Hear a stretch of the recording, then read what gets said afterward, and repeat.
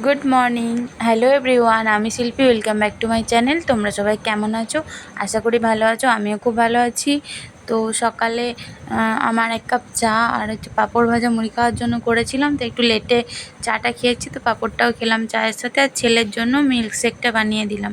তারপর আর কোনো ভিডিও করতে পারিনি, কারণ আজকেও একটু চাপে রয়েছি। আর আজকে হচ্ছে এই যে পেঁয়াজ আলু পোস্ত, ডাল, আর হচ্ছে এটা হচ্ছে তোমার রসুন ভাজা। আর কি করেছিলাম এখন তো আমি আর দেখাইনি, তো আর মনেও পড়ছে না আমার। যাই হোক, এইগুলোই করেছিলাম। আর আজকে আমাদের বাড়িতে হবে হচ্ছে আমাদের শ্রী শ্রী অনুকূল চন্দ্রের মাতৃ সম্মেলন। তো মাতৃ সম্মেলন হবে হচ্ছে 4টে থেকে শুরু হবে। তো এই ভিডিওটা আমি পরের ভিডিওতে সেটা শেয়ার করব। তো আমি খুব চাপের মধ্যে ছিলাম, কারণ খাওয়া দাওয়া করার পর যেই আমাদের বাড়িতে ফার্স্ট টাইম হচ্ছে, তো আমাকে অনেক কিছু কাজ করতে হবে, কাপড় ছেড়ে সেইগুলোই আমি করব।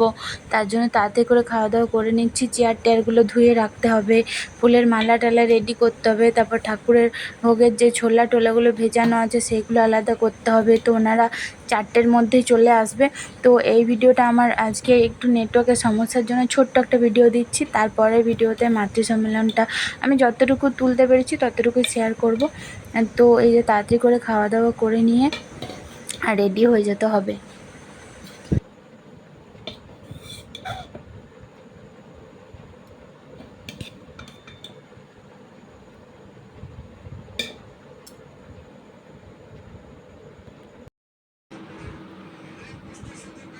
আর আমাদের বাড়িতে পেঁয়াজ আলু পোস্তটা কিন্তু খুব মোস্ট ফেভারিট আমাদের সবারই।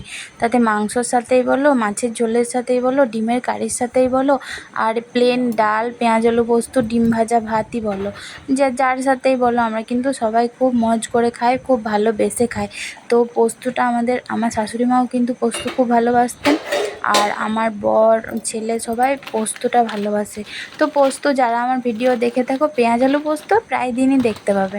তো যাই হোক, বিকাল হয়ে গেছে, তো অল্প মুড়ি আর একটু চা আর সিঙ্গারা এনেছিল, সিঙ্গারাটা খেয়ে নিচ্ছি তাড়াতাড়ি করে। তারপরে হচ্ছে সব জোগাড় টোগাড় করতে হবে।